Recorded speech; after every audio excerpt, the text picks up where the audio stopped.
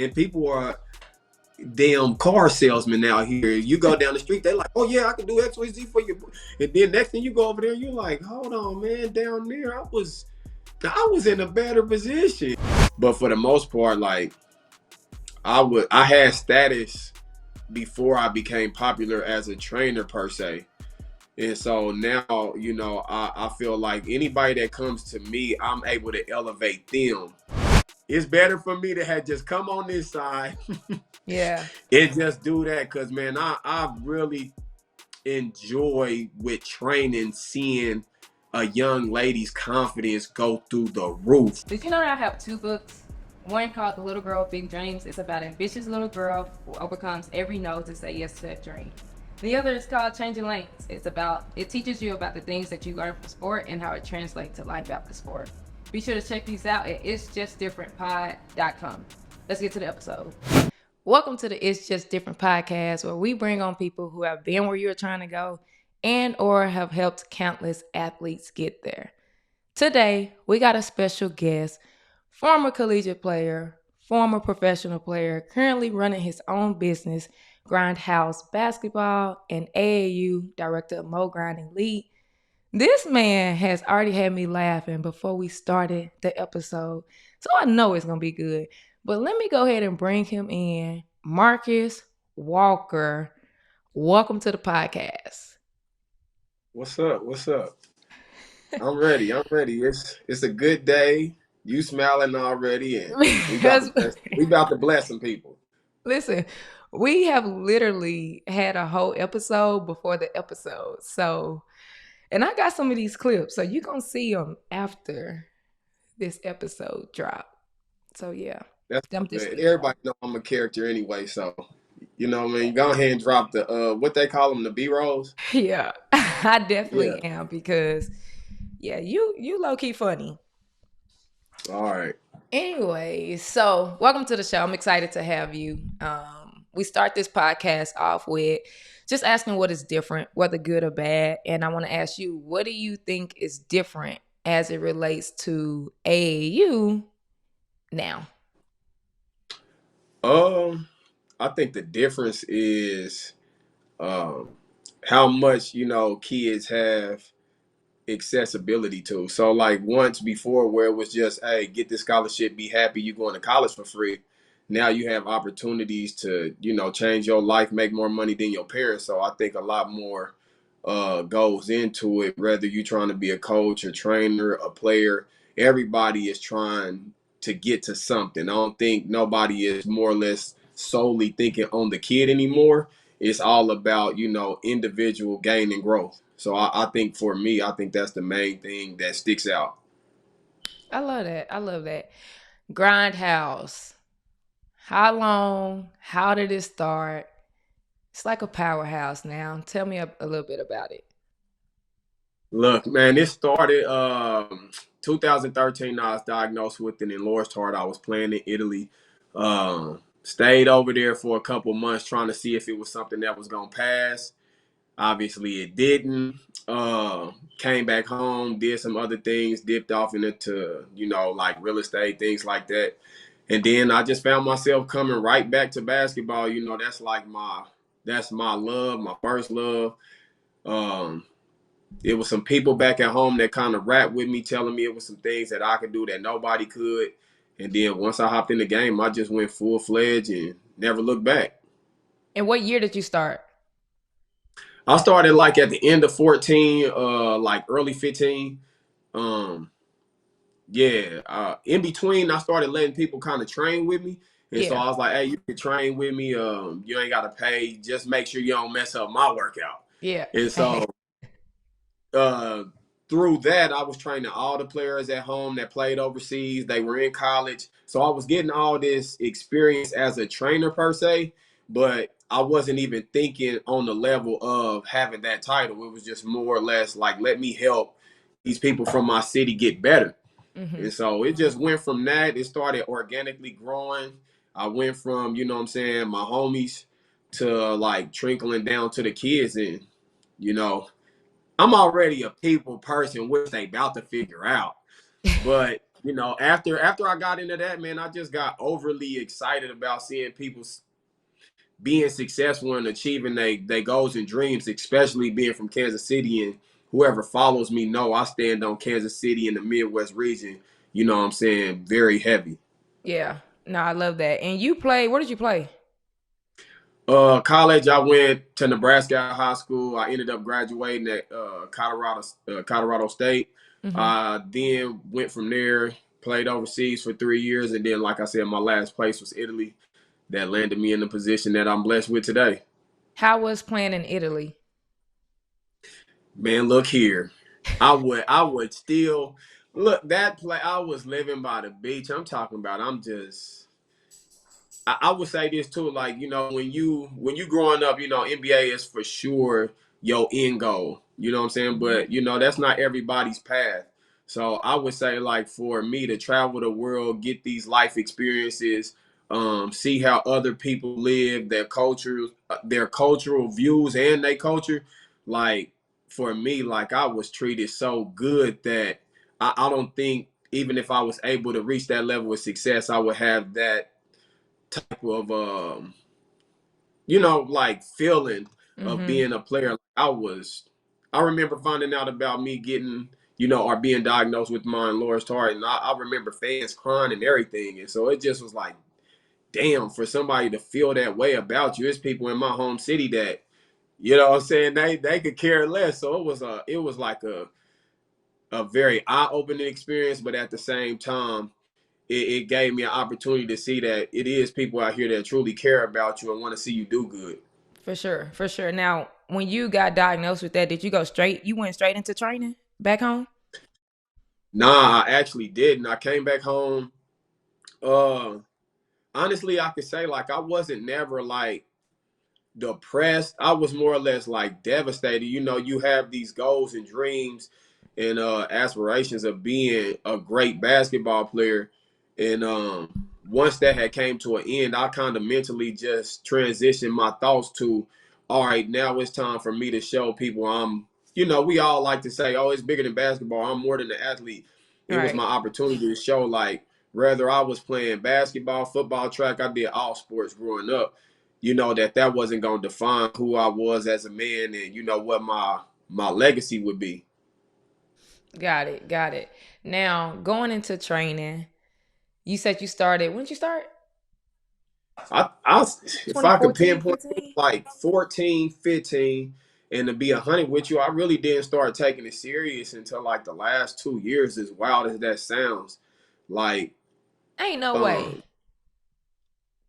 man, I didn't have no vision of what I wanted. I didn't know how far I wanted to take it. I just was trying to be a good person in a space where it could get real ugly. And Yeah. so until I had certain situations happen and me having to experience certain things, I said, okay, well, now it's time for me to start considering what it is I want out of the game.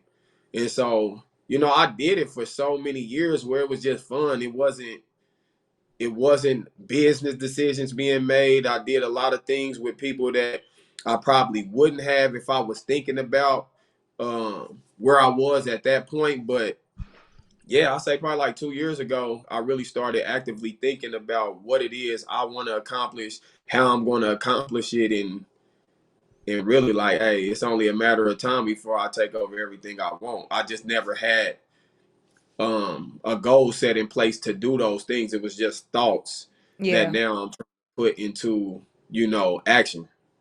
And who was your first big time trainee? I would. That's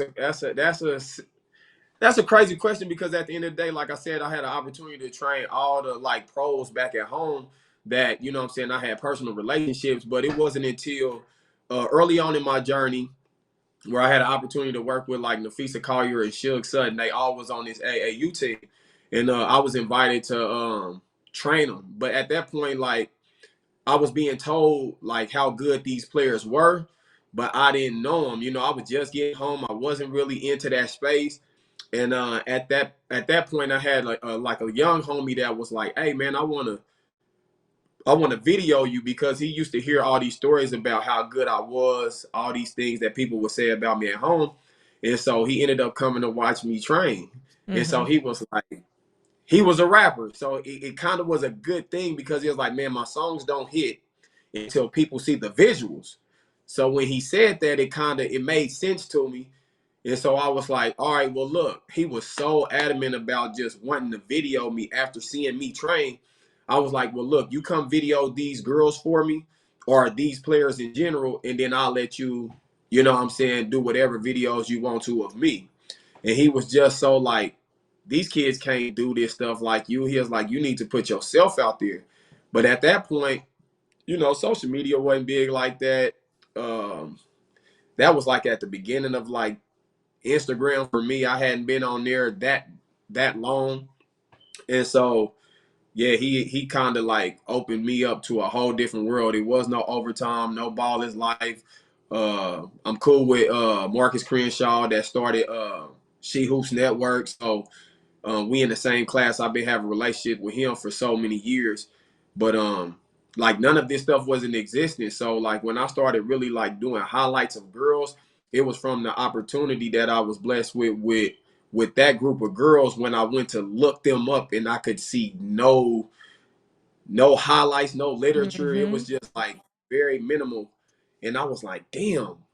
If I brung awareness to these girls, which I knew if I had the interaction with them again, like I take training, especially like being the girls trainer. So many people used to be like, man, it ain't no future in being a girls trainer. There's no money in it, blah, blah, blah. And I used to just say, like, if I could be the person that these girls get in the gym with, I can open their minds to try new things, and I could get them to do what people consider to be boy, you know, moves or boy activity. And Right. so I took great pride in, you know, being in a space where nobody value girls or their game, and like elevate it. Yeah, and you train like all ages, right? Third grade, Man, I fourth got grade. Like I've seen my like youngest is, you know, at this point, my youngest is is a 3-year old. how is training a 3-year-old? Like For what me, it's the philosophy are love. you using? Like what does that look like? My philosophy is that it doesn't matter how old you are. You can install hard work into anybody. Mm, And so it's no different from a kid being taught a foreign language as a baby. It's like you just want to introduce it. You're not asking them to be a superstar. You're not asking them to do superhuman things. You just want them to love it, be open to try new things. And I think that's the beginning of all greatness, is just the start.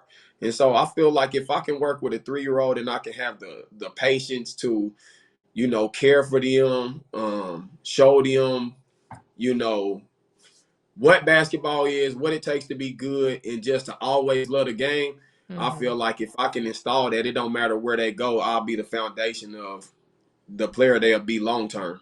For sure, for sure. Now, within your business, like obviously you have training sessions back home. What else are you doing within the business? Like what other things do you have going on? Uh Man, I'm like, I'm so invested, man. It's like I hate when people just be throwing the family word out there. You got it on everybody's jersey, but at the end of the day, it's such a business that there is no family. People are out here doing what's best for them. But for me, I didn't been on the good end of the stick. I've been on the bad end of the stick, and so like where I feel like my place is to insert myself in this person's life as far as a human being, because when I came back home from overseas, I saw the people that saw no value in me as Marcus Walker. They Mm-hmm. just only was around for me playing basketball or whatever I could do for them at that moment. And so it really made me like be conscious of, all right, if I'm about to engage or involve myself with the youth, I need to be all in, or I don't need to do it. Mm-hmm. For And sure. so So within that, like you do, I'm assuming like do you do like camps? Do you like travel and train? What does that look like for you? At this point, yes. Travel and train. I haven't really been involved in camps. Like I always felt like camps was money grabs. I didn't been to a lot of camps as a kid myself, or just growing up, and then I've been to a lot of these exposure camps with my players, and it's like, besides the relationships you build, which is very, very important, I felt like it was all shits and giggles. It was no players being held to a high standard. It was no, this is a business. So I'm real big on, hey, we, whether it's training or we going on this trip for AAU is business. I don't give a damn if you go to any mall or any Mhm. beach. Yeah. Like, we here for a specific reason, and I would feel good about myself knowing that we came, handle business, and you reap the benefits of your hard work, rather than you gain the experience that you can have going on a family vacation. And Facts. so that had always been like my tug and pull on wanting to get in that space, is how could I provide this experience where not only can you meet new people, but work hard, understand that this is a business and that it's serious, and then have something to take home and, utilize it towards progressing as a player. Yeah. And you mentioned something about AAU. You started an AAU program. When did you start your teams? 2 years ago. 2 years ago. What made you get into AAU? Uh, the the thought of knowing that it was a group of kids that I was not being able to touch due to maybe not having the finances, um, maybe not being able to have transportation. Like, at the end of the day, when people are seeing Grindhouse Basketball, it's I'm training 4 blocks from where I grew up. So I grew up Mhm. in Kansas City on 18th and Vine. A lot of people know that to be where the Negro Baseball League Museum is. Is very big on like jazz and just black culture in general. So like 18th and Vine is a major city. I mean, a major street, or a landmark in Kansas City. And so, like, I'm in the city. Like, I ain't dealing with being in the suburbs where, no, I'm in a place where people would question coming to the gym. And Mhm. so, like, I wanted to give those type of kids an opportunity, because as time progressed and I got more and more popular through social media, I was only dealing with the fortunate people that had mothers and fathers that can provide them that experience. But I said, well, how can I help kids that may or may not have that? All right, I'll start these teams. And yes, I work with the best of the best. I can go to state, and I've been very fortunate and grateful. And I'm very grateful for the opportunity to be able to do that, because a lot of trainers can't. But it was like, man, I want to get kids in college, whether it be junior college, D3, D2. If I can get you into school for free, which is my sole mission, is to provide a family to not have to worry about the burden of going to or paying for college. If that's your desire, then I want to be the person that make that happen. And so that's what made me want to start teams. Yeah. Now, obviously AAU, like it's heavy season. Did that take Yeah, away? I mean, well, not did it. I know it took away from a lot of your training. Like, how did you manage that? How did you balance that? man, just understanding that life comes with sacrifices. So it's like, I am on a journey, because those two are separate. You know what I'm saying? Obviously, they meet at some point, but I'm so fresh in the team journey. Like, there's kids that I train that I wouldn't selfishly ask to come and play for me, because I Mm-hmm. don't have the other players that they should be playing with. So Mm-hmm. selfishly, I can say, hey, I train XYZ. You come play for me and we'll work it out. You already popping. Mm-hmm. But I understand too, like, man, association means everything. So if you playing with the right people, you know what I'm saying, you able to progress. And again, we all know, iron sharpens iron. So Facts. uh, I'm just in the process of trying to make everything come together, do it respectfully.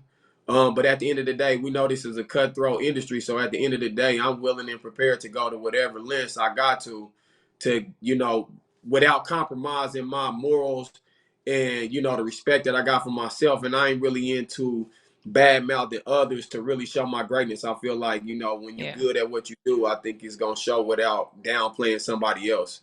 Facts. Now the real question is, You gonna keep these teams or no? I'm gonna keep the teams because you know what? The funny thing about the teams is that I was just doing it to provide an opportunity for kids that may or may not be able to get on these top teams.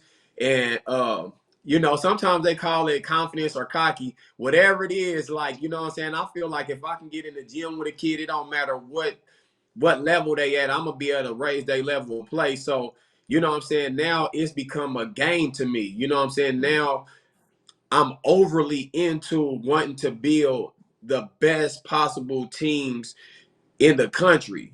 And with me being in the location that I am, Kansas City, the Midwest, we got to be honest.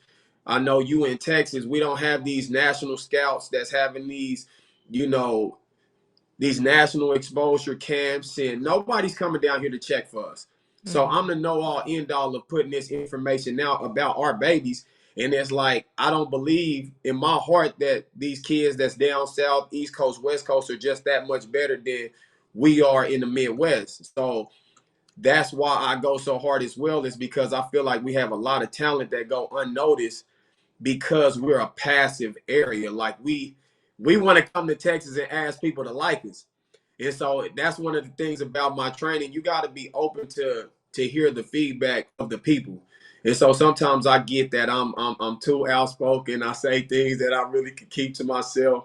But at the end of the day, you know, I use that as a tool to get people to see me, to feel me, to understand that I really don't give a damn what you on, what you saying. Like, I'm only focused on what's going on in my world and how to elevate the people that's around me. Everything Yeah, else outside of that ain't for me to worry about. I get that. Child, these AAU teams, whew, that's They a they man. wow. It is, it is. But I did see on social media that you were working out with FBC. What y'all doing there? Y'all merging? What was that? Nah, I'm man, just we just nosy. out here, man, just trying to. We really just trying to show that, you know, sometimes, regardless of race, you have a lot of people that's able to flourish because they understand the importance of coming together. Mm-hmm. And so I know for me, myself personally, I haven't done a lot with people in the past. And so, you know, it always gets kind of risky when you start talking about doing business with others, how egos can kind of, you know, make it hard to work with others when you got to talk about money. You know what I'm saying? So I think with even with the teams, I don't think it's no different than me going out. I got so much going on. It's different phases to what I'm doing. So like with that partnership, it was like Marcus Walker Grindhouse Basketball. Mm-hmm. You know, I ain't have nothing to do with the teams. It's just like I'm in such a blessed situation that I can kind of maneuver and do certain things, and I can go and be Marcus Walker the trainer, and then work with Mo and FBC and still be a blessing or share my gifts with people that's outside of my circle. But at the end of the day, like that was such a great experience. Like they welcomed me with open arms, and like now I feel like I've gained the extended family that I can call him, I can ask him, you know, for advice or if I need help. You know what I mean? It's been a few people that I'm very grateful for.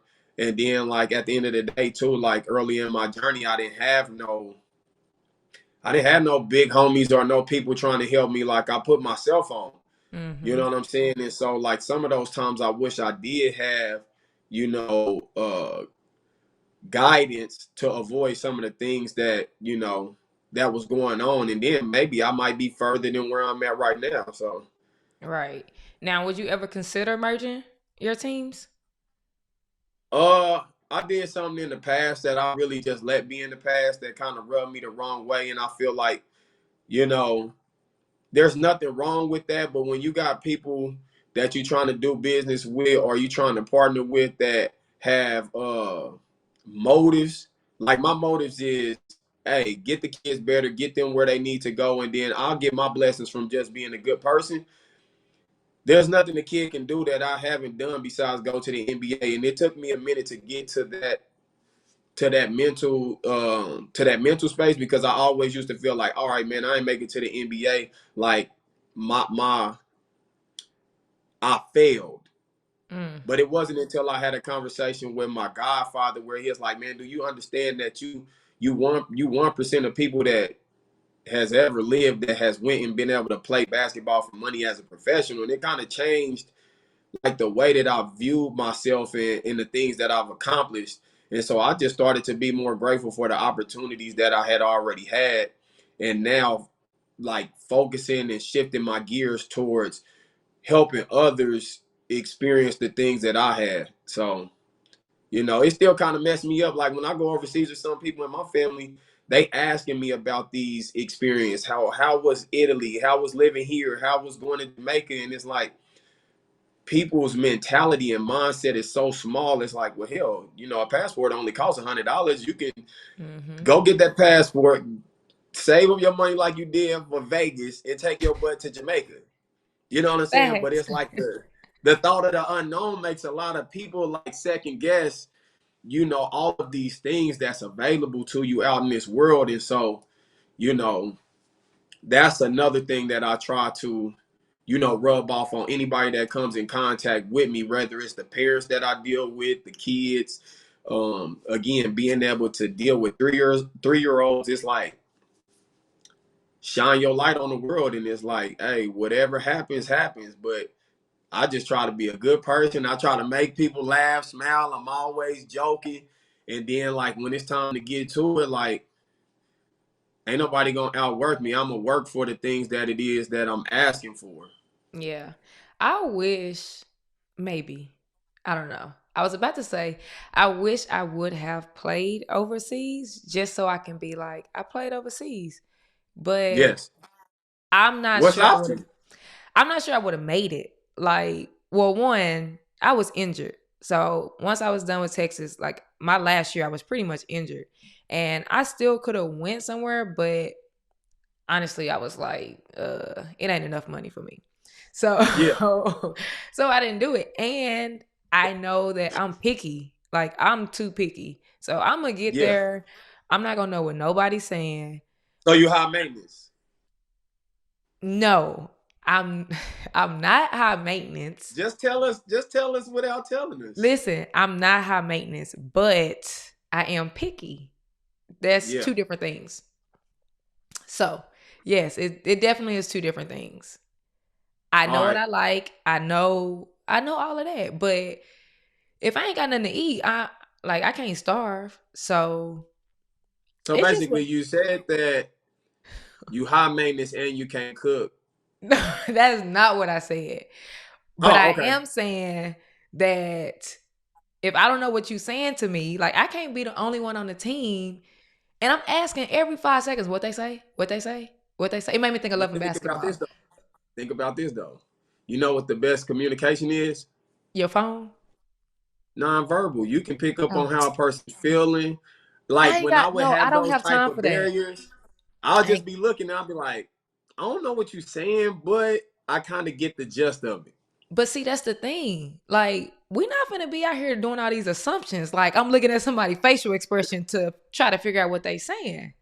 No, Yeah, I need you to tell me. So if I ain't going nowhere where at least give me 4 people on the team that speak English, yeah.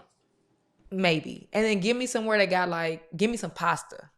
If I got some pasta You would have been good in Italy. I'm in talking about the Italy, pasta, the pizza. I'm talking about I that. don't eat It pizza. was, I don't eat you pizza. don't? No, I don't eat pizza. Well, So I'm a vegan now, so it's a lot that I don't eat. yeah, but yeah, like Italy. I mean, they didn't want me. So, but give me some pasta somewhere. I think I would have been good Yeah, just to experience it. Now I can just travel and experience it. But yeah, yeah. sometimes I And do be a wish I would have tourist. played. Yeah, exactly. I am grateful that I had the experience because um, one of those years I was in the Ukraine, and it was a lot of things that I saw that made me extremely grateful to be from the United States. As much as we ain't got it all together. Like I would see things like one specific instance I saw. We was like on our way to a different city, and I saw like this elder like in the middle of a busy street, like in this big landmine looking pothole. And he was just sitting there getting rained on, and like the like our interpreter, like his mom had moved from the Ukraine, moved to Chicago, so he was experienced with the States as well. And he was like, I started crying. I don't even know how it just came over me, because I got a 501c3 that I started fresh out of high school that deals with the homeless and underprivileged kids. So that's a whole different thing that people don't know about me, don't see. I got a whole different thing going on outside of this basketball stuff. And so it's like, with me having a soft spot for that, I just was like overwhelmed. And he's like, hey, boy, you might as well wipe them tears. You're going to see a lot of that over here. And it was just like, damn, I'm grateful that I'm even able to be in the position that I'm in right now. Mm-hmm. So, like, being able to travel and live somewhere else, man, it gave me a greater appreciation for the things that I took for granted. And a lot of those things, once I, came home and was removed from that, like, it really changed the way I move. Yeah, experiences. Like, boy, experience is the best teacher, I feel like sometimes. Yes. So nah, that's dope. Yeah. I guess it's too late for me to go back and play. So I mean, I can shoot a little bit. Just put me in the corner, let me shoot. No? Come on now. Let me And shoot. You seasoned. So you know what I'm saying? Your IQ is above. They gonna be doing some dumb stuff. The kids don't have no IQ. They just moving off straight talent. Facts. Just let Gil me shoot. said ain't even on point like that. Nah. And I can defend just a little bit, but let me shoot. Somebody give me a contract. I'll play for a few months. We see you out here moving and grooving. We see you. You just see me like lifting. You ain't give me a ball and shoot. I'm good. I'm beating anybody. You good. I'm beating anybody. All right. Austin, here I come. Whenever you're ready, we can have a shootout for sure. And then we can have a shootout before we host the camp together. Okay, I was just about to say that. I said we talking about all this now. We about to do whether it's gonna be Ashley or it's gonna be competitive edge / Grindhouse. It's Ashley. We just like you separate, we separate. Like this is okay. Then I'm with that. This is actually, you know what it is? Ashley. It's not Ashley. It's actually G3. So G3 is another part of the business I got. I don't really talk about that a lot, but it's Girls Got Game. It's kind of where I used to do a lot of camps, run some girls tournaments. So that's what it's gonna be. G3 and Grindhouse. Yeah. So again, while we talking, why don't you talk about G3 more? Because if it's your business, I'm real big on like I use social media the best I can. Like TikTok is my thing. Like if I want to know something, if I want to get some information, I just type in that word and get to going. So when I'm like going through social media, posting, trying to be more visual, you know what I'm saying? It's like talk about everything. So why you leaving G3 out? Okay, what you asking me the questions? Not that I leave it out, but one, I feel like I do a lot of different things, right? And G3, I guess because I don't do it like on an ongoing basis, I run 2 camps. Because people have been asking me to run tournaments for a long time. I used to run tournaments a lot. And I just started running high school tournaments for girls. So it's just like now, like I'm kind of starting to do more with G3. Like I'm trying to figure out the lane of like, I got competitive edge. I got training on a competitive edge. I want to move that to G3 so that it is separate. Like you know, being a trainer and having teams, like how hard it is and how these people think you be trying to take their kids, you trying to do this, you trying to do that. So, yes. Confidence issues. Yes, we have merch available. Be sure to check out the site. It is justdifferentpod.com to see something you might like. All right, back to the episode. But at the end of the day, hey man, don't go to that camp. Man, come Listen, on, bro. I done had it so many times. Like I literally had a G3 camp last year, actually. And I got text messages of like parents saying like, oh, my coach said I can't go, like, because you doing it. Bruh. I wasn't even the one. I didn't even do a station. I just put it on, like, but like that's the thing that like you go through. So, Intimidation. but yeah, That means you got a strong presence. I guess you. I would like to say so. Like people out here. It's fact. When they start doing stuff like that, you know what I'm saying? It's like, hey, the more you hate, the more you giving me mentally power over you. I know Mm-hmm. I got you. Mm-hmm. It's only a matter of time anyway. Because if somebody is telling me not to do something, my thought process is going to immediately go to, well, why? It's Why? something about this person that they do not want me to see. And Mm-hmm. it damn sure ain't because they a bad person. It's like, don't go over there. They really got it going. They own they, you know what I'm saying? Yeah, facts. Let me keep you away from them.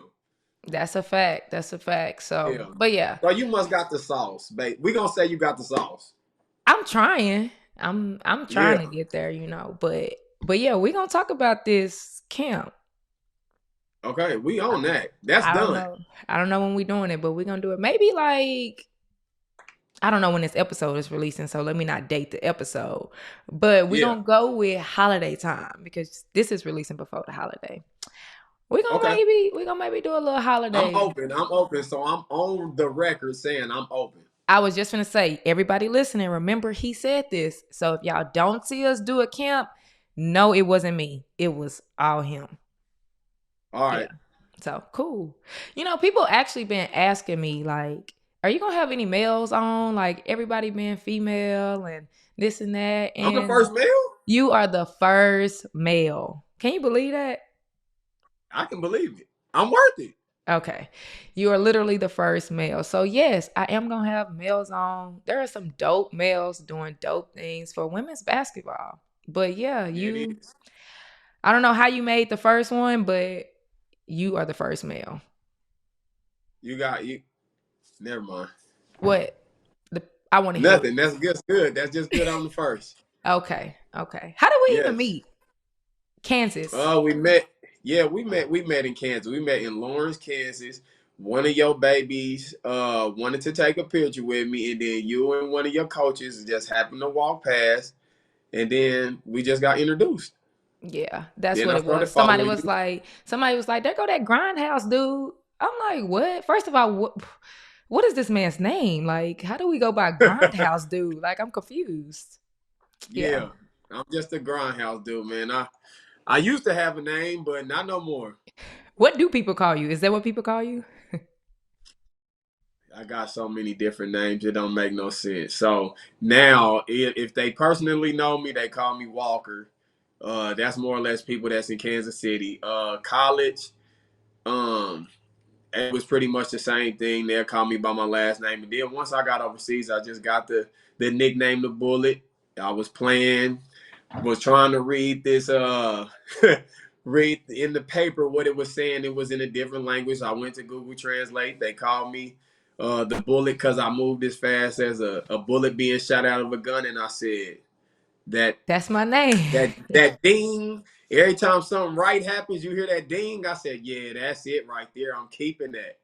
And I just roll with it. So it kind of stuck with me from there. And then everybody else kind of just agreed. Why they call you the Bullet? And I get to moving with that ball, and they like, yeah. I understand why. Yeah, we just gonna go with Marcus. That's what I'm gonna go with. Yeah. Well, I like Marcus. I like Marcus. Yeah. Marcus is a very good name. I love that name. Okay, I would hope you do.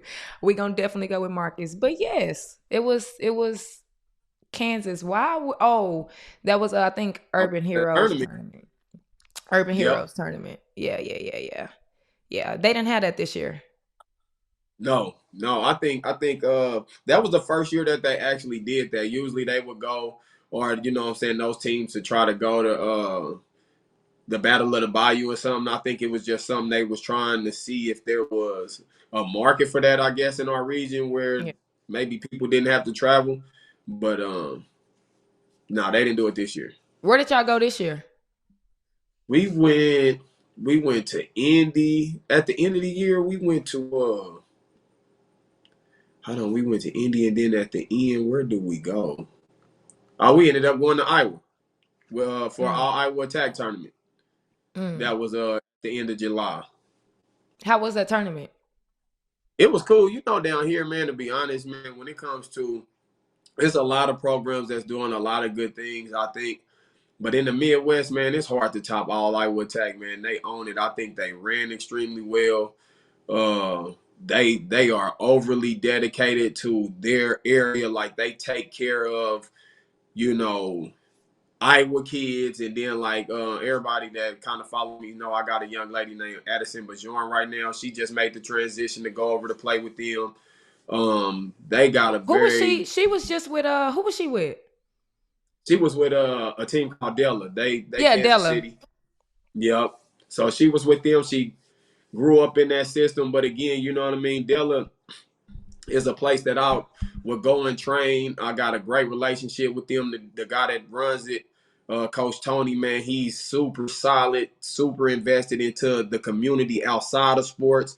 But I think for me being inserted in that, you know, knowing, you know, it's just times where you gotta start it, like exploring other opportunities. And with that situation, you got a young lady from Minnesota who's ranked number 6 in the country. You got a girl named Jenica Lewis that's out of Des Moines. They all coming together. So it's like no different than the FBC situation. You got levels to this. And if you got 8 to 10 girls going Division 1, how I'm gonna tell you to come over here with me with 2 girls, and now we got the rest junior college, then some that's not even gonna go to college. They want to go to be a doctor. We not gonna be able to compete with that. Right. So again, it's like, you know, it's different levels to everything in life. And I think where AAU specifically, where it gets lost in, is like, what loyalty? There's no loyalty There's to no nobody. loyalty. Right.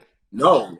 So you could have somebody as a baby, somebody come over, and now with different states being able to receive money and do XYZ, you could be the most loyal person, a person that has done right by somebody, done everything by the book. Hey, I got these shoes for you. Hey, this Ugh, gear is they out of here. they are Hey, you out. come over here, we got the house set up for you and everything. Your parents, we got jobs for them. They just gonna be sitting down. They ain't gonna be working. It's hard to go against that. So it's like, hey, you know, understand when you got to cross that barrier, don't take it personal. Now, again, everybody know I take everything personal. Listen, I was just about to say, like, I have done so much better because I ain't gonna lie, I'm mad.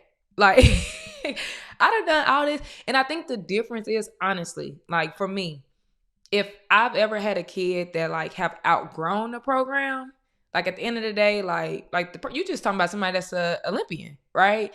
Like, yeah, I'm not gonna hold you back, right? But like, ooh, child, I'm mad. Like I done all this, like all of this, Boy, all of because this. I don't think people want us as adults to have feelings. I think they want you to take it on the chin and be like, well, this is a kid, XYZ. But like we talking, you do something to a human, you naturally going to have a feeling towards that, Facts. whether it's good or bad. So you saying, all right, you as an individual has gotten this person to a certain point.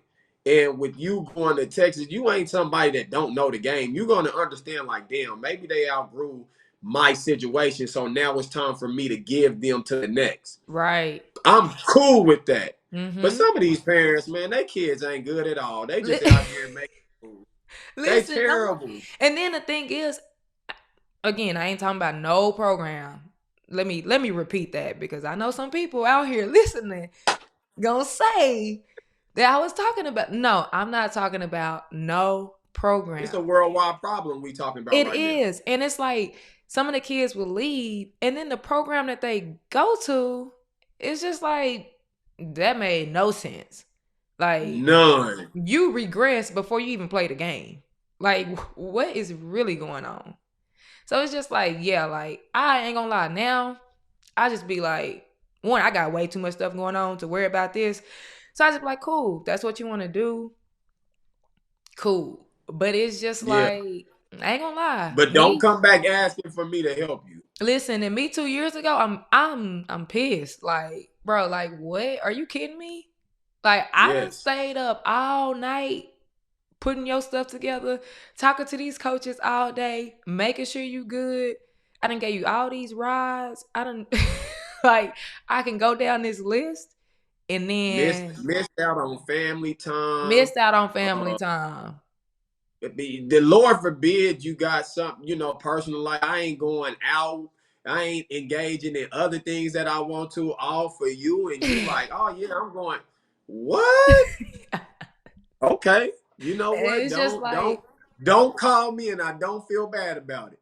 and it's crazy to see me like because I'm too nice. Like I'm still like gonna try to, but it's just crazy. Like, and again, like, and we could talk about this for a long time. But like, it's also how it's handled. Like some parents, they don't even want to tell you. You gonna find out on social media. You gonna find out when they start acting a little funny. You can tell when something happened. They start acting a little funny. They ain't really texting. They ain't. It's like, bro, just tell me. Just let me Just be know. upfront. So we can talk about it. Tell me how you feel. I can tell you how I feel. We can have an understanding. And if it don't work, it don't work. There's no Yeah. contracts to none of these kids. I ain't got no contract. You ain't got no contract. Nobody got a contract to a kid and a I know parent. some that be trying to. Listen, trust me. I know some Boy. organizations that done had some parents sign before the season, pay What are we money, signing for? You ain't talking about no bread. pay their deposit, and pay a good amount of a deposit so that you can think twice if you want to go somewhere. You ain't seen the team yet. You don't know who the coach is. But you signing this paper to play with this team and paying a deposit. Yeah. Killing Okay. yourself before you even start. And it's just like, but that's okay. Like, that's why I created this podcast to talk about these different things and to help some of these parents because at the end of the day, you don't know what you don't know. And there are some parents who know and still be doing some off the wall stuff, but there are also a lot of parents that truly don't know and they are trying to just do what they think is best for their daughter. Right? Yeah. Some people think like, oh, you hear the word exposure. I need to play with this team because they're going to give me this exposure. Or I need to play with this program because they got this many offers. But what they don't know is, said program that got all these offers, half of them are not committable. It's just something to say, oh, we got these offers. Or your kid may be good, but they're not ready for certain levels of exposure. Yeah. Right? Like it's And levels. that's been one of my major problems that I have to deal with. It's like, in the ideal world for me, it's like, man, I'm a trainer first. But when I get some people, they're coming for the cloud of things, the exposure of things. And it's like, yes, I need to provide that if I'm going to wholeheartedly be a part of your whole journey. But first and foremost, I'm a trainer. So I Right. get people that come in there, and if I do not post that kid on my Instagram, it's damn World War III. Like, they ready to, well, why my kid? And it's like, it's one of them things like, man, I already have a formula in my head just from me being able to do this so many times. It's like, okay, you come in here and I post your kid and they not ready to receive that. Maybe they not good enough, or let's say we give a kid attention too early and they don't even know how to gauge it, because you have certain kids that's their main motivation. They not even worried about being good. Right. They not worried about working hard and understand that this is a continuous grind every single day. So even if you do gain this popularity, the work doesn't go away. You still got to train. You still got to get them shots up. You got to condition. That's only going to bring you status to a world that will damn rip you apart when you ain't good no more, or you not performing on that court. And Mm-hmm. so it's like, the reason why you started the podcast is the very reason I started to make those funny videos Yeah. about like parents be like, or kids be like that, or coaches or referees. It's like, yes, it's comical, but at the end of the day, man, this is what you look like. Yep. And it's the So at truth. the end of This the is the day, truth. these things are going on, and it's the truth about how you are handling your kid that's here to just get better and enjoy the game of basketball. It'd be so sad to see so many, young people not being in the right mental space whether it's for the game or outside or off the court, because of how you're trying to handle them as a meal ticket that they not even gonna realistically probably reach ever. Right. So it's like, you try to give these people this information because it's like you already said, all right, I didn't go play overseas. I wish this. How many people can say that they played at the University of Texas? There's things that I know that you can't guess. It's Right. things that I know that YouTube isn't going to teach you. Now, can you have an understanding of the game of basketball and know a lot of things? Yes, there is. But I experienced a lot of this firsthand. Like, sit back, let me handle this, and then you do what you need to do on the background of what I'm already pushing to this kid. Yep. Yep, that's a fact. That's a fact. You said something about the TikToks, the social media, the stuff that you be posting. I laugh every single time. Like, I think I remember. I think I actually DM'd you like when you first started doing it, because that was something that I had thought about doing and I just didn't do it. Like, this is brilliant because yes, like you said, it's funny, but like the parents need to hear. They need to see like the things that's going on, so maybe they can understand. Like, okay, I need to probably stop this, or like, dang, this is like what I really look like, or And how it affect, and it's like how it affects the kid is like, we could talk about how it makes the coach feel, because then the coach would be like, man, you know what? I ain't rocking with this player. Or we at these live events and hell, it ain't too hard to understand who kid is who. Like, this Yep. coach is on the sideline. Now they seeing you and they connecting the dots. So it's like so many different ways you can look at it and how it's not beneficial for the kid when you just going off of emotion. So you could probably go to, hey, Coach Ashley, I'm trying to figure out why XYZ ain't getting the playing time, or why you really coaching them this way. And it's like, that conversation can settle a lot. But then if you going off of emotion and you start talking reckless and my baby this and that, and it's like, all right, I'm off you. Like, let's next man up. Like, I can Yeah. do way better without you. Yep. Yep. They don't never take into consideration of that because it's my baby. Now, do you ever catch any like backlash or like anything from what you be posting? Not really. Like, realistically, like I've had so much love from those videos where parents is like, damn, I be doing that. Like, you know what I'm saying? So I think, a lot of things or a lot of like criticism that I may get from it may never be vocal. You know what I'm saying? I Yeah. think a lot of people might say something through social media and kind of comment like, why you doing that or something. But I very rarely see, comments like that being made. I've always had people reach out, parents like, damn, man, this one was me, or, you know what I'm saying? I did that a couple times. And so it's like, it's fun because a lot of times, like, the things that I'm doing or the things that I'm like expressing through social media is things that I've experienced. Mm-hmm. So I've had some situations where people will be like that. I'm taking jabs at them and, you know, talking about certain people. And it's like, man, I've been on that end too, where, sometimes as individuals, we try to make it bigger than what it is. And we try to make Yeah. it about ourselves. Like, man, they got to be talking about me. Don't But you it's hate like, that? Like, it's so many people in this world. You think I'm making this about you? Like, no. yes. It's a lot of people on my social media. So when people locally will be like, man, they got to be talking about me. And it's like, well, dang, you didn't see me go to Atlanta. And this parent down here was like, hey, man, that stuff you posting was, it's for everybody. Like, at the end of the day, it might not be for you. And so, like, I was reading something, or not reading, but I was looking at this clip from Gary Vee. And Gary Vee was talking about how content can be relatable to anyone. But I remember it was a point in time where I was making this content, and if I didn't like it, I wouldn't post it Yeah. because I was like, damn, that ain't right. This ain't gonna hit. And he had said something that was like, man, what you don't like might relate to somebody else. So post it. Don't try to pinpoint what material you putting out there. Just put it out there and let the world or the universe receive it the way they're going to receive it. Because the thing that you think may hit might not be for somebody else. And so that's when I kind of start mentally changing, like, hey, what I like ain't always right. Let me just put it out there and quit worrying about let me re-video it, or I didn't sound right, or you know Yeah. what I'm saying? Like, I might not have shaved my head, but hey, I always try to make sure I'm on point when I get in front of the camera. Oh, But you just okay. think about a lot of things like that where you like, damn, it gotta be perfect. And it's like the journey not perfect. Like it's ups and downs, it gets real ugly.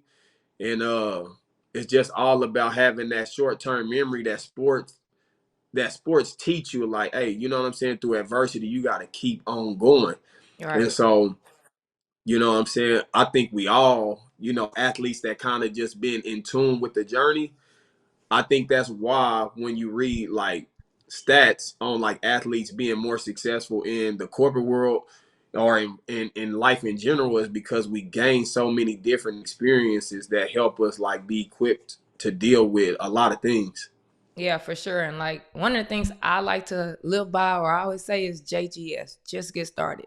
We was talking like before we actually start filming that I wish I would have hit record because yeah, that was funny. Anyways, we were talking about the podcast and like Yes. for me, I've done multiple episodes. A lot of the episodes, the guests, they might not be as clear. The audio has been messed up on some of them. Like it's been something with literally almost every episode that I filmed. But I was just like, I'm gonna do the episode because the parents need the content. I'm not gonna really worry about like yes, I want it to look good. I want all of those things to happen. But if I continue to harp on that and try to do this, try to do that, I ain't gonna never get this podcast going. So like, I Yeah. definitely think like just getting started, just doing it. Just like what you said with the content that you're creating, I'm gonna just put it out. Like that's me with this podcast. I'm gonna put these episodes out. Like for me, I'm focusing on consistency. We got an episode every Tuesday dropping, and then as I keep doing it, it's gonna get better. Like you clear, you looking like nice, everything looks good, you know. So we just gonna keep rolling with it. And that comes with just anything too. I think when you just trying to get it right, it sometimes prolongs what or the time frame of what you're trying to do. And it's like, Yeah. well, even if we say we like, oh, I want to make $1 million, then you make that $1 million. Well, that's not it. You're going to go after something else. So all of these episodes are just preparing you to be the better or the best potter, the best person, Yeah. whatever it may be. It gives you that experience to say, well, damn, I can go back to the drawing board and I can work on this rather than, all right, I'm gonna wait until next week because I gotta have this Sony camera instead of this XYZ camera. I gotta have this mic. And it's like, yeah, all of that sounds good and we can get to that. But if you never start, you're never gonna know what those experiences are gonna bring you. Yep. That's a fact. That's a fact. I do want to go back to like the social media aspect because I think social media is a big deal. Some people like it, some people don't like it, but I think it's a good marketing tool. How has social media helped you within your business? Man, it has been great. I think both locally and nationally. Like again, with me saying that I haven't really been in the space of camps. Just me recently I went on like a 12-day like trip where I went to LA, San Diego, I went to Atlanta, and then I went to Phoenix. And so like I really hadn't been traveling like that for a couple years, like before COVID. And so I was like, damn, man, I wonder if I lost momentum or I really lost, like visibility because before then I was like one of the sole people that was always getting circulated. And Mm-hmm. so I was like, all right, let me just go see. And I feel like that's one of the main problems with a lot of people. Like, say it's trainers out there that desire to do what I'm doing, being able to go to other states and do what we do. I don't think a lot of people insert themselves in that situation to just go.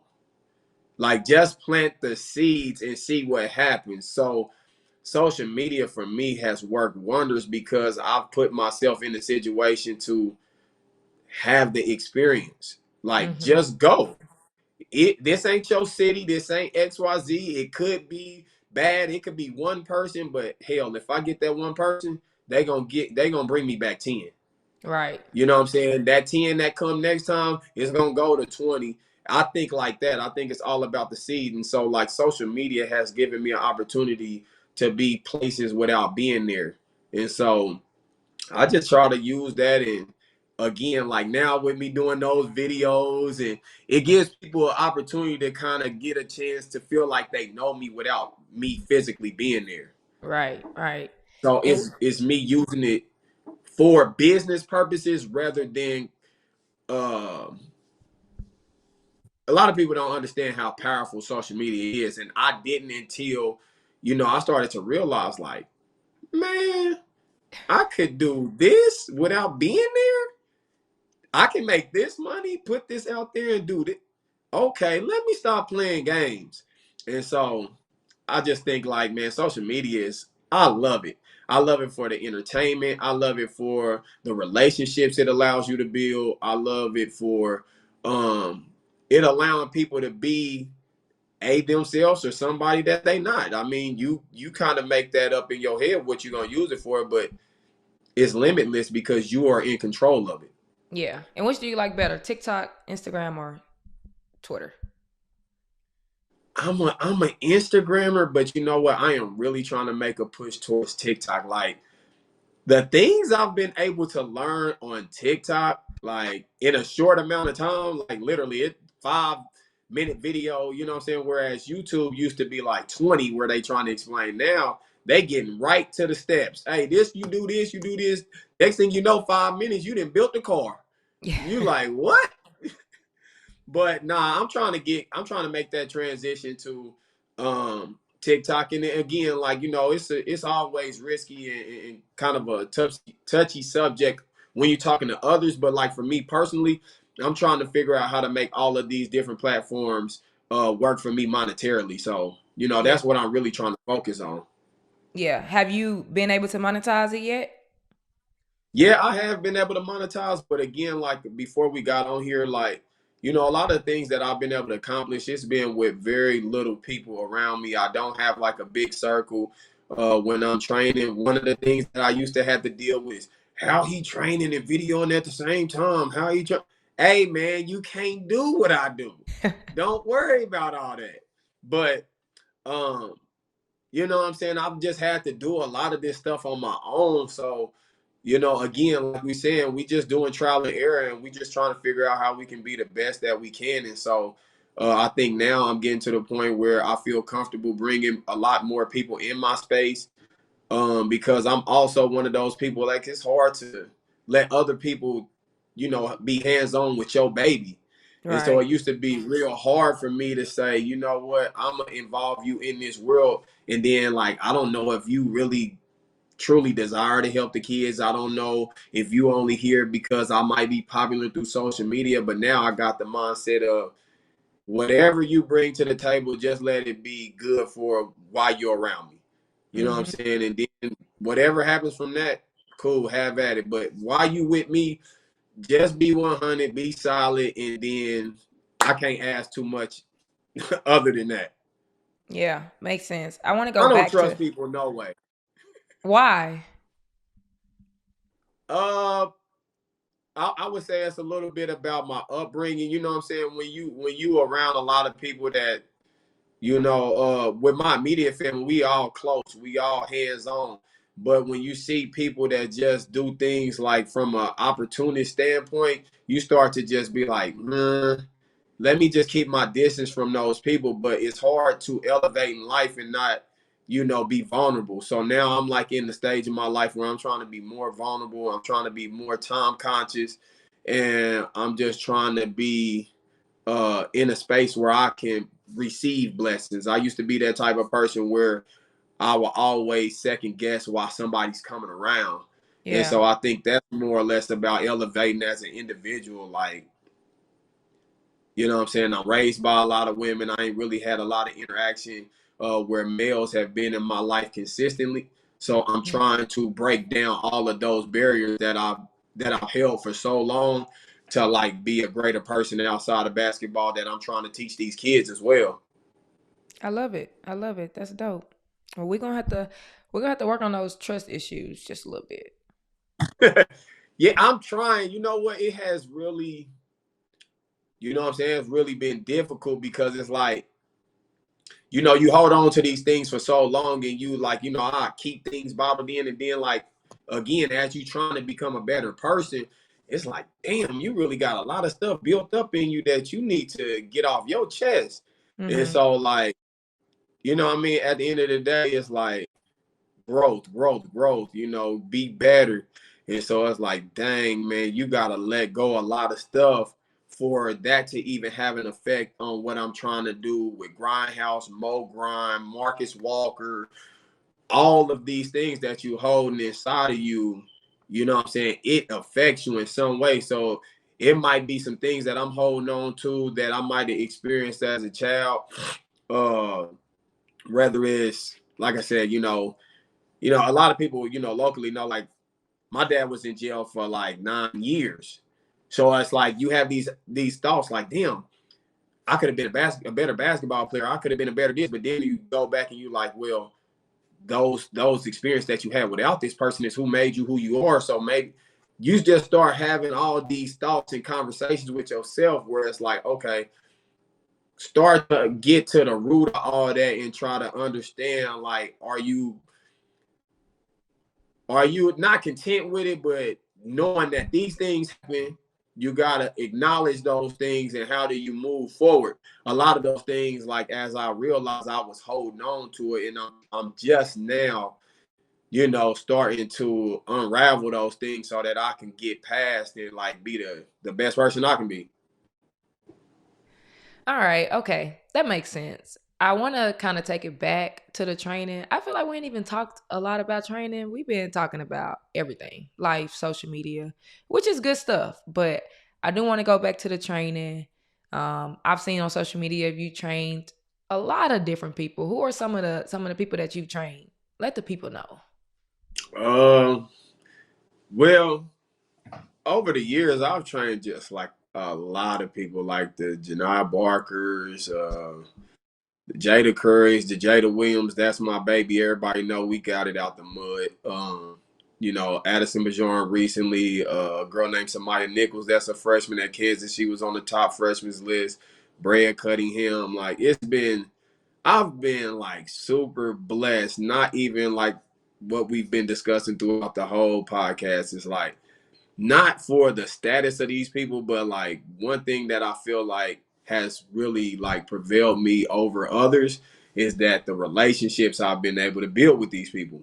And Right. so it's like, man, I've been very like blessed to build the relationships with not only these players, but they family. So it's just been a great time for me. You know what I'm saying? Like I'm super grateful. I think a lot of times, like when you see people on social media, you able to kind of form an opinion about the things that they're posting. And it's like, you know what I'm saying? When I'm thinking about posting and doing all these things with social media, like it's the confidence, it's the aura, it's the energy that a person can give off. So like I try to not be somebody I ain't, because this you come around me, you're having a good time. I'm laughing, I'm joking. That's just what it is. But like, you know, dealing with these different players with this status, like that's what's allowed me to continue to deal with players like that is because they hear from the player that I've been able to interact with, the experience that they had with me.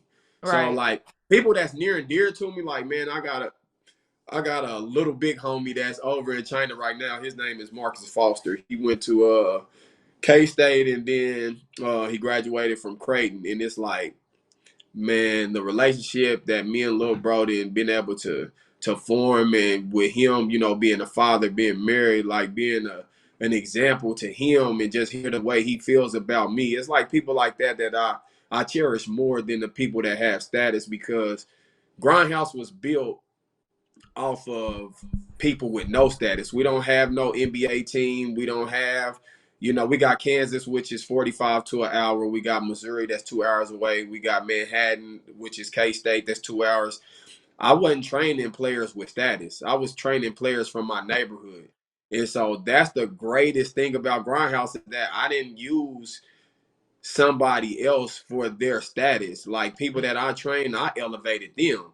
And that's Right. that's just what it is. Like, and I'm grateful for that, because I see a lot of people that have opportunities to train, highly ranked players. And it's like the players, for the most part, don't benefit this person in their business does. But for the most part, like I had status before I became popular as a trainer per se. And so now, I feel like anybody that comes to me, I'm able to elevate them and vice versa. Like I feel like through any relationship, it could be you trying to talk to a man. Like they need to come to the table with something that needs to be beneficial where both parties can win. So that's kind of how I try to approach these players and their family. Is like, yeah, I know that I'm bringing something to the table as well as I am looking to gain something from you. Like it might not, it's not monetary. So I think a lot of times when you deal with status, it's always, man, this person wants something. Well, you know what I'm saying? I'm not looking to gain nothing from this kid, but I do want you to tell the world that I train you. Right. That's a way that I win. Like I do want you to sing the high praises of me if I'm out here posting you and you gaining recognition off of the hard work. Like you said, like I'm putting in this time. I'm talking to these coaches. You know what I'm saying? Damn near being a recruiting service for you. Like, yes, I would love for you to elevate my business because there's going to be a time where you're gone. Mm-hmm. But I do want to reap the benefits of dealing with you. So I think it's just an understanding of, both people or both parties want to win. Like that's life 101. Now, I do got to talk about. You just said something made me think about it. I got to talk about the one thing I don't like, and maybe you can help clear this up. But I don't like when trainers will train a kid for like one day, and then all of a sudden, this they done help this kid with development. They done help this kid get this offer and get that offer. And I don't understand it. I can't stand it. Like when trainers, in a sense, to me, I feel like they attaching a name to a kid. And you done had this kid for a week. I done had that happen so many times where um it shows a lack of respect or a lack of you being solid as a parent because a lot of times we talking about kids. Mm-hmm. You know what I'm saying? So even if we talking about a 16, 17, 18 year, they still trying to navigate through life. So a lot of times I don't give kids a pass because you're out here doing a lot. A lot of these kids got a lot of free will to do a lot of things. So at that age, I understood like what wasn't cool. But like I can't help you answering that because I don't rock with that on no Yeah. level. I think it's lame, and I think that if you do it, you just I got so many words that I can't use on the podcast for people like that. But I've had it happen, and it's just one of them things you chalk up on the chin. But hey, I start letting people know, like, hey, bro, that's lame, dog. You didn't do that. Yeah. You know what I'm It just saying? And so it really kills me. Like, and I get it. Like, you gonna get kids at different phases, like because it's a growing business, a training business. But to like basically be like, oh, they getting this because of me. Like, yeah, even if you don't start training a kid for a few months, like this kid has been developing. You might help elevate their game. You might help add parts to their game. But I cannot stand when trainers or AAU coaches, it'll be a AAU program that get a kid for their last year, and all of a and sudden they you done did everything for them. and you done everything. What? When? How? Where? I don't get it. Like you done had this And that's kid they why last year. and that's why, like going back to the question you asked me, that's why I like dealing with the babies because with me making the transition to the teams, right? I don't want to be a program that none of the kids in my grassroots get on the top teams. That shows that we're not doing no developing over here. You know what I'm saying? We're recruiting. So I can go state to state down the street and I can take the best kids if I got the money, I got the resources or whatever. But if no kids in your grassroots are elevating and being able to play on your top teams, that say that you ain't as good as what you think you are. You just getting the And best so talent and putting them I together. don't want to be I don't want to be that I don't want to be that coach. I want people that I have dealt with at a primary age be able to elevate and get better as time goes on. Mhm. Mhm. No, I get that, So I and take great pride in that too, though. yeah. Nah, that makes sense. And I understand, like, obviously, like, shoot circuit teams, whatever, you got to do what you got to do. You got to go out and recruit. But it's, like I said, yes, even within a year, you can help a kid get better. But all these AAU directors, all these trainers, like, taking credit, you know, for, oh, I did this, I did that. This kid wouldn't be here if it wasn't for me. Bruh. You know what it is? The old alumni list. Like a parent had asked me, like, "Damn, Marcus, I never really see you post like past people that you've dealt with." And I was like, if they not going through their journey at that moment, you know what I'm saying? Like if you going from high school to college and you in college, yeah, I'm gonna post the things you doing, the accomplishments, blah blah blah. But like, what the hell does the alumni do for the next kid? Like, I only want to, if I'm a parent, don't tell me about what you did for this kid 5 years or last year. What are you gonna do for my kid? And so, like when people hit you with the alumni list, is like, what you trying to sell me on? Like all I care about is what you need to do for me. And so it's like people in this journey don't focus on themselves. They always they grind watchers. A lot of people just they watching other people grind, they seeing their blessings, then they saying, well, damn, I should have this, or my baby should be this. And it's like, well, if you wasn't so busy worried about the person down the street, maybe we could get to what your blessing is a little bit quicker if you focus. Mm-hmm. That they don't want to be focused. They just want to switch teams and try to get it quicker that way. And people are damn car salesmen out here. You go down the street, they like, oh yeah, I can do X, Y, Z for you. And then next thing you go over there, you're like, hold on, man, down there, I was in a better position. It's like, But you don't know because them my daddy always told me, watch out for the fast talkers. Like them be the main ones. They talk a real good game. They talk real fast. They gonna tell you what they want to hear. And then when they yeah, get you, are they living up to it? Most times they are man, not. yeah, half of them ain't. They selling dreams. Selling dreams, selling dreams. We keep going back and forward because like this conversation is going every which way. Let's get back to the training for a little The bit. You training. talked to well, we talk about the training and then we start talking about something else. Then we go back to the training. What you want But to know about the training? You you you know, what you want to know what I'm like behind the camera? yeah, because you recording and training, it seemed like you doing it Uh, all. I'm super hands on.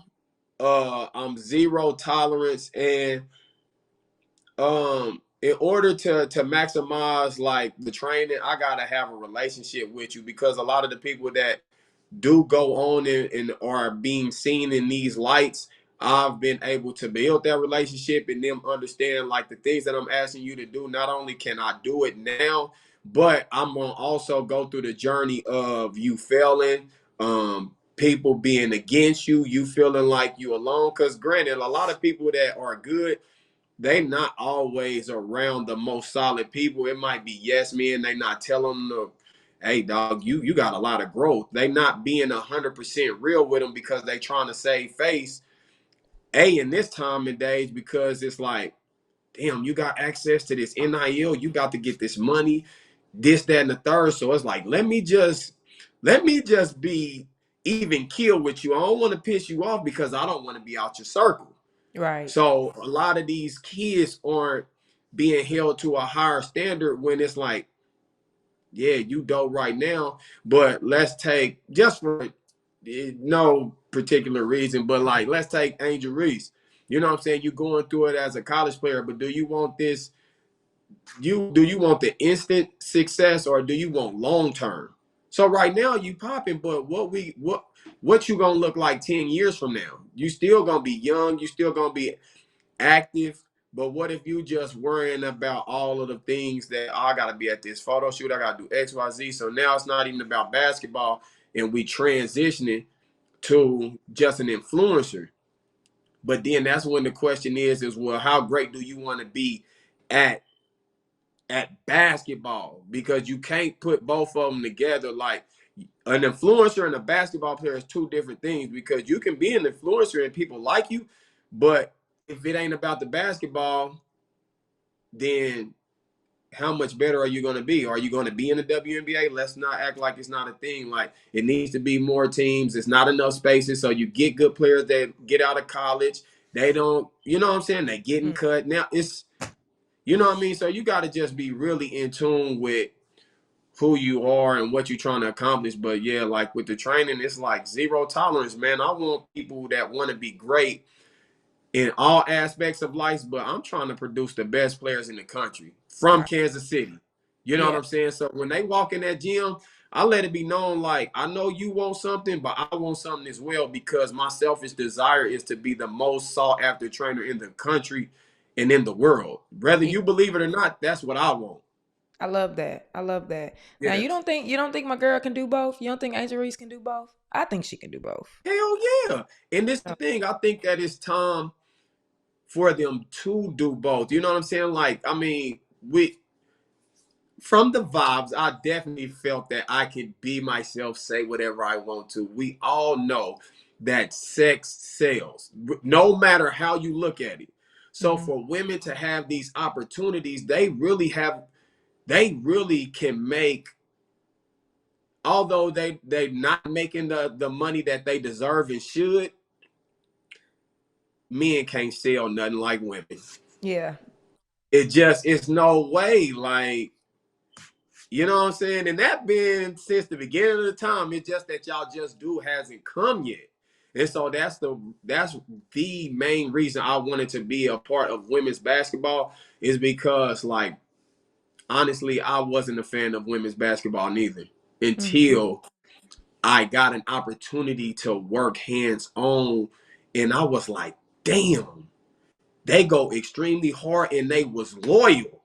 Yeah. So then I started to take it as if, like, okay, this training is just like you trying to, get to know a woman. Like, all you gotta do is get them to believe in you, and they gonna do whatever Facts. for you. And so once I realized that, I was like, hey, all I gotta do is have this young lady believe in me, and then she's gonna run through the wall for me. And Mm-hmm. that's when everything opened up for me, and it was clear, like, women's basketball is what and I did not want to deal with the egos of boys basketball. Like, it'd be too much complaining, backstabbing, and it's happening with girls now too. But Yeah, I heard the back men's side then, is way worse. The boys' side is worse. I got an attitude problem. I don't want to deal with that. I get mad with girls basketball, so you know what I'm saying. Like, it's better for me to have just come on this side Yeah. and just do that, because man, I really enjoy with training seeing a young lady's confidence go through the roof, because I know that it's going to transfer to how they feel about themselves. I didn't seen it. So when a girl I train with her and she do that move and she walk at that gym, it's like, damn, I didn't know I can do that.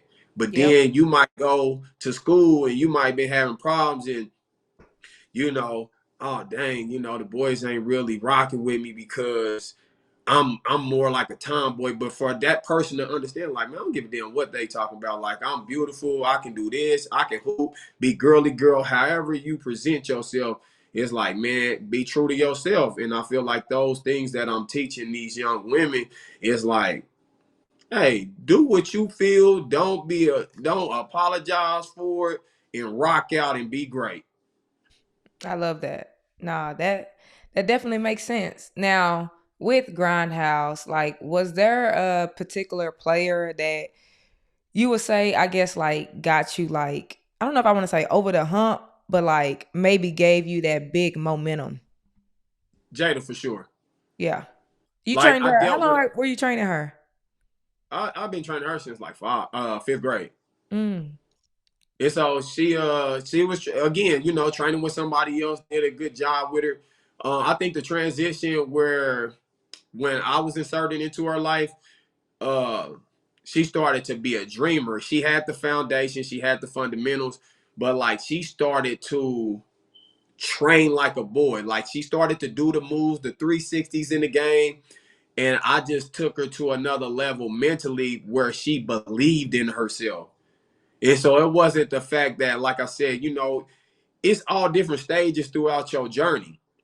And so I tell players too with me, like, if it's a point where you feel like you've outgrown me, you need to keep it moving because I ain't going to be able to pour into you the way I need to if you feel like in your heart, I ain't able to serve you.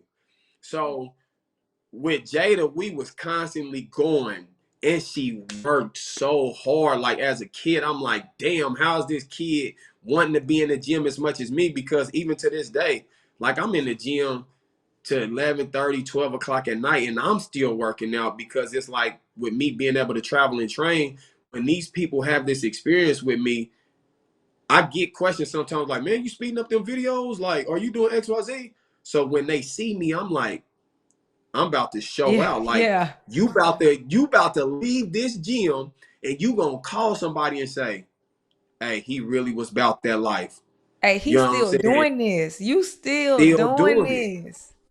Yes. So, you know what I'm saying? Like Jada was that person, man. She went and did exactly what I was teaching her. She took on my personality. Like that was a great feeling to see. Like when you talk about somebody being a prodigy of yours, and when Mhm. we talking about just life, like I had an opportunity to be much more. I was a father figure, a big brother, a male role model for her, that she may have desired or may have wanted, however it may go. And now I just ended up, what I'm saying, from going from a trainer to be somebody's godfather. Like I think that's like a bigger testimony than the player that I've helped her become, for her to feel that way about me to even give me that title. Right. Now everybody may not know who Jada is. Who is Jada? Where is she? What is she doing? Jada Williams is like, she was like the like girls popular, like we talked about before, Paige and all of these people. Like she was like the internet, had the internet on fire. And so Mhm. she's from Kansas City, Missouri. She ended up moving to San Diego, playing high school basketball out there for 2 years. They did like, episodes on Overtime. She's always been very like out there meeting the LeBrons and the Carmelos and everybody like that. And so now this is her freshman year at the University of Arizona. So it How they seemed looking like this people been year? knowing her for years, but Yeah, because she been on social media forever. I'm like, yes. dang, she a freshman now. And that's crazy, man. We talking about a person that, like, I would say she on the front end of like girls having visibility and being like a figure amongst the boys. Like, oh, she go. And it was like, for her to be from Kansas City, like, we got people like Jerron Rush that a lot of people don't know. He was like number one in the country. Like he's a Kansas City great legend. You know what I'm Mhm. saying? But I can't think of nobody that had that type of status. And you got people like, I got a lot of accolades here and stuff like that. I got things I did individually and a lot of other people that have done great things from Kansas City, but none of us have had the recognition that a guy named Jerron Rush and Jada Williams, when you talk about people that put us on the map and gave us visibility for us to get light, for other people to know, like, hey, okay, it's more than just this person. They hoop down there. Mhm. She's on the front line of that. I love And that. I so it's love. crazy because you want to give these experiences to people, and sometimes you're like, damn, I see some people where I'm like, I wonder if they are giving their all to this person, or do they not want them to achieve more? But like, to see all of the things that she's been able to accomplish and have access to, and us getting to go, man, we had like a real life sit down with Kobe Bryant where he invited us to just meet him, and that was like, damn, from training, from That's so seeing dope. videos on Instagram.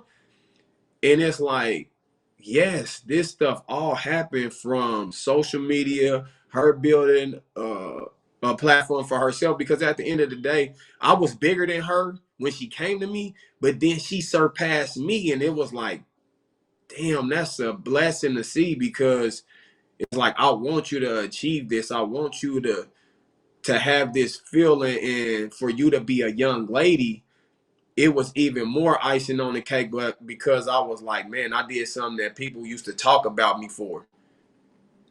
I wasn't always Grindhouse, where it was like, you know what I'm saying? It was, again, why you training them girls? Or, man, the girls ain't never gonna get blah, blah, blah, blah, blah. And then them same people that I would hear those chants from is the same people that train girls now. Facts. They had to So see it first. they had to see it. They had to see it. I love it. I love it. Now, how is Arizona gonna be this year? What you And I think? don't know. We about to see. They had a lot of people transfer. I think that a lot of the newcomers that's coming to the school will have an opportunity to, you know what I'm saying, make a name for themselves. You know, as a freshman, you always go through ups and downs. You have good weeks, you have bad weeks. You might get homesick. You might have bad days at practice. You might be having problems with your friends, trying to find balance with what you're eating. So I think they probably, like, I wouldn't say rebuilding. I think with having uh, the type of coach they got, I think you figure out things, you know, rather quickly. But I think it's gonna be a you know, a up and down year where they're trying to figure things out and just learn each other. Yeah. Yeah, I'm excited. I'm excited to see it. I'm ready for college basketball. I'm ready, man. They kicked it off right. You got Iowa like 55,000, man. Like That lets you what? know that people's playing, that not playing. That lets you know that people are paying attention to women's sports. Whether we talking about because you had the Iowa thing happen, and then was that the volleyball game? What? Who had a Was that the Nebraska volleyball game? I think so, yeah. Yeah, like, man, come on, bro. Like, people paying attention to women's sports, and it's like, I'm inserted in women's basketball, but like, I'm an advocate for all women's sports, for them to win on all levels, whether it's status, whether it's positions. I saw somebody like conversating about the guy that may be taking over the Phoenix Mercury, and they was like, well, it wasn't a capable woman.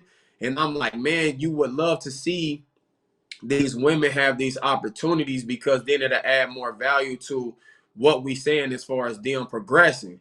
And so, I mean, I'm a man, and I'm all for that. But at the end of the day, too, like, you know, it's a lot of women out here that, you know, they got the credentials, they got the background, and they just need their chance to show, you know, what their value is. I agree. I 100% agree. I just looked at the time. We've been on here for an hour and a half.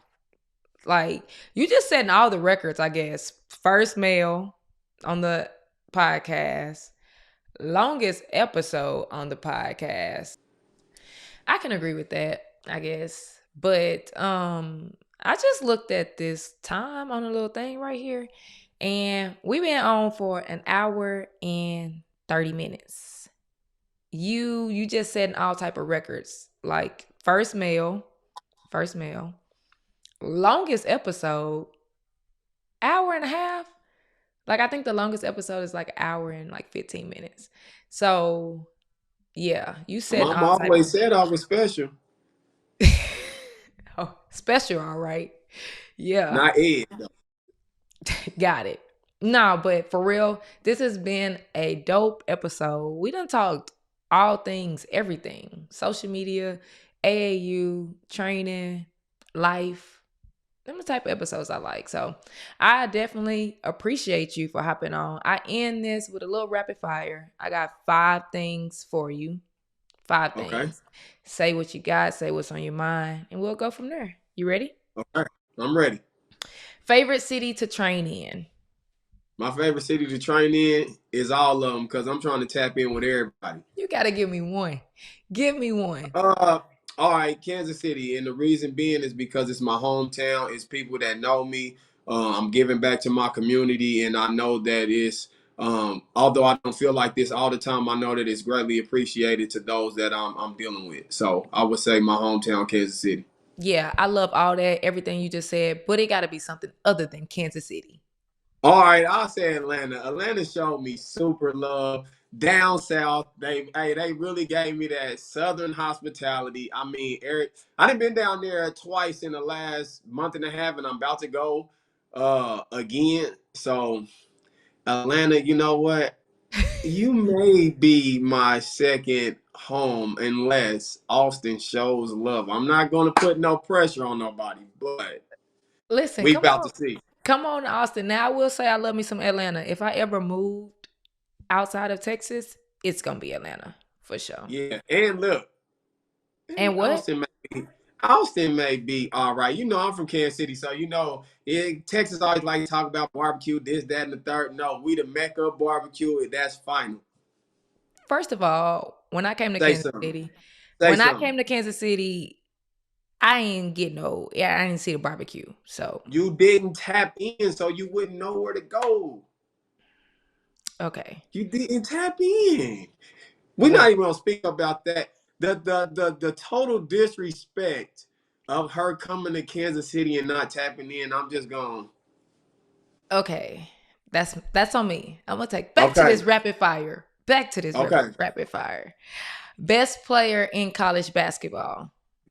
The best player in college basketball, I think it's a lot of good players, but I ain't gonna lie. I'm rocking with Caitlin Clark this year. I think she's gonna come destroy some things, and I'm looking forward to watching a lot of her games. Okay, I'll take the CC. Best going to AAU a little bit.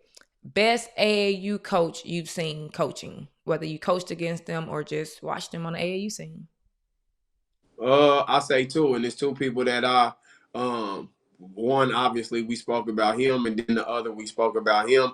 I really have a lot of respect for our Iowa Attacks coach and FBC United. So when I look and think about what it is I'm trying to accomplish in that space, those are two examples of and I really rock with Miss Kim, that runs the Essence program. Like, she's definitely been somebody that has been a great resource in this business too. So I would say those three people, which I know a lot of people know them, Yeah. but I have a lot of respect for those coaches, which I got a relationship with Miss Kim and Mo. And then, just from being in the Midwest, I have an opportunity to see firsthand what all Iowa Tech is accomplishing, in the space. Yep. I'm glad you said Kim because I was gonna say I need a woman. But shout out to all Iowa, shout out to FBC, Miss Kim's the truth. And when I tell shout out you, to like, Essence. she showed big love to me, like, Miss Kim is definitely a real one. And I met her before I even really was in the space of trying to think about teams. It was more or less I had an opportunity to come and train, like, her organization. Mm-hmm. And so, like, upon meeting her, I didn't know who she was, but like, I'm talking about energy, spirit, aura, confidence. Like, she was like, I'm like, damn, this lady's a pit bull. Yeah. I Like, definitely got to get her on a podcast. I had Alexis Burke, who coaches one of the teams with Essence, talked about her. I got to get Kim on a hey, podcast. you got to, like, got so much game, so helpful, like, loving. Like, I got a lot of respect and love for her. Yeah, I got to get her on. Shooter, but can't defend. Can defend, but can't shoot. What are we talking? Which one you going with? Shooter? I'm saying, you asking the person? We in this rapid fire. We doing a Oh, shoot. which one? Mine? No, which one you gonna go with? Who you picking on your team? A shooter that can defend, or they can defend but they can't shoot? Hey man, some people might judge me. I'm going with the shooter. I need them buckets. I need them. They can't play a lick of defense. Hey, we gonna find the defender. We gonna find Rodman. But it's hard to find a person that can put that ball in the hole. I can get with that. I can get with Now that. I know championships are won on the defensive end, so I know I can get criticized for that. But I'm going with them buckets because we see a lot of kids that can't go get that bucket. They can't get a bucket. They can't Yeah. get a bucket to save their life. If you could live anywhere in the U.S., where would it be and why? If I could live anywhere in the US, man, I'm a conservative person, so a lot of the places that I'm thinking, they don't really fit, like, you know. where I'm at. But I would say again, man, it was such a beautiful experience to see so many black people moving and grooving in Atlanta. Like I never really thought about Atlanta until I recently went because I never was there to like experience, you know, the city for what it had to offer. Whether it was, like I said, I think I spoke about it. I'm a vegan, so like, you know, things that have nothing to do with basketball. It gave me an opportunity to like, damn, I would love to explore that, or you know what I'm saying. Just again, the black business and people being willing to do business with each other and just the relationships. I think Atlanta would be a place that I would like to live, Okay. even though I'm not leaving Kansas City no time soon. Not leaving. You not leaving. You there. I got a lot of stuff going on here, man. Where right now it's not the time. Like maybe in the future, uh, and like I said, there's a lot of things I got to think about outside of basketball that I want to do in experience in life. But nah, I can't leave right now. I got that. Okay. We started the podcast with what is different as it relates to AAU or women's basketball. I don't remember what I asked you exactly, but I like to end with the person, with the guest. Two parts, actually. What will be different with Marcus within the next 3 to 5 years? And then what will be different with Grindhouse within the next 3 to 5 years? I think you said 3 to 5. Mm-hmm. I think something that would change with Marcus Walker is that I will have matured a lot more. You know what I'm saying? Like right now, or prior, I've been like stuck in my ways, not being too open to like change. But I think on a personal level, it's like being more open and being more mature to handle things differently.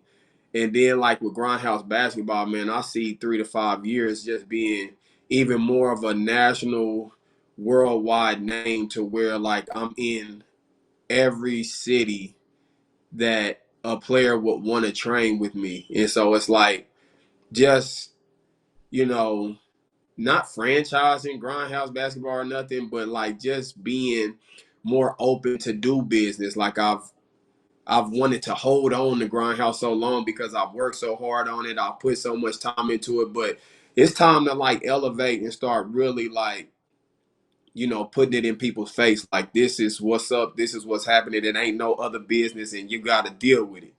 So I'm just trying to grow on that end too with just like, again, hosting camps, doing tournaments, building facilities. I never thought about those things until recent, and so like them are some of the main things that I'm trying to get off into, as well as helping people develop themselves as an NIL brand. And so I think that's under the Grindhouse umbrella of things that I want to do. I love it. Okay. I love that. Well, there you have it. Marcus, I want to thank you again for hopping on the podcast. I'm so You glad welcome for stealing my whole Wednesday. well, He done stole my whole Wednesday, y'all. we really have been on here for a long time. This is going to be like a 2 hour episode, but it was good. It was good. I'm glad that we got semi connected in Kansas. I guess that's kind of how we. Even though I'm from Missouri, the show me stayed the middle of the map. We didn't even have to say Kansas because I'm from Missouri. Okay. We got connected in Kansas. Kind of. You was looking at Yes. me like I was crazy. And yeah. Because you was eyeballing me like, who are you? No, first of all, I wasn't. I was looking one direction and I sensed. You know how you can sense somebody looking at you? Right? You know how you can Who? sense Your player? Your player? no, you. So when I looked, I turned and that's how we like made eye contact and you was still like kind of looking at me. So Like you I know was what the viewers is gonna say, that I was creepy. I was a creep. nah, that So you wasn't want it. to put me out as a creep? Nah, that wasn't it at all. Like I Okay, was okay. I want to clarify so they're gonna be like, hold on, Grindhouse was a creep. no, not even on that at all. Like the player was right there, and then I think because we was right by each other, me and I think it was maybe Ayana probably because she be walking up to everybody, and like Uh-huh. I'm gonna just take it. You was trying to figure out if I was a player or a coach. That's what we're gonna go with. Okay. Yeah. That's what we're We, gonna we go we with. can go with that logic. I'll go with that. Yeah, we're gonna go with that. And then we became like social media friends, you know. And then look, Yes. done a whole 2-hour episode. Now we here. We locked in. And now we about to do a camp together. Yeah, and that. Hey, Austin, I'm ready, baby. I'm about to come and set it on fire. This is the intro, so now she ain't got no turning back. Grindhouse basketball It's happening. in Austin. Let's get it. I love it. I appreciate you again. If you could tell the people where they can find you and leave a message for the people, whatever's on your heart, whatever you want to leave with them, whether it's training, AAU, whatever it is, leave a message. Leave a message. Well, this is Marcus Walker, aka Grindhouse Basketball. I'm born and raised still in Kansas City, man, traveling around the country trying to share my gifts with the world. And my blessing or my message to anybody that's seeing this is, man, find your purpose in life, man. Hey, go hard, give it your all, and do not live with regret. You do not want to die not knowing what your purpose was on this earth. I love it. I love it. Thank y'all for tuning in, for listening to every minute of this episode. I do hope that y'all was able to get some value from it. If you did, leave a comment. Make sure you like, follow, subscribe, do all of that so that we can continue to get this message out. We'll see you next week.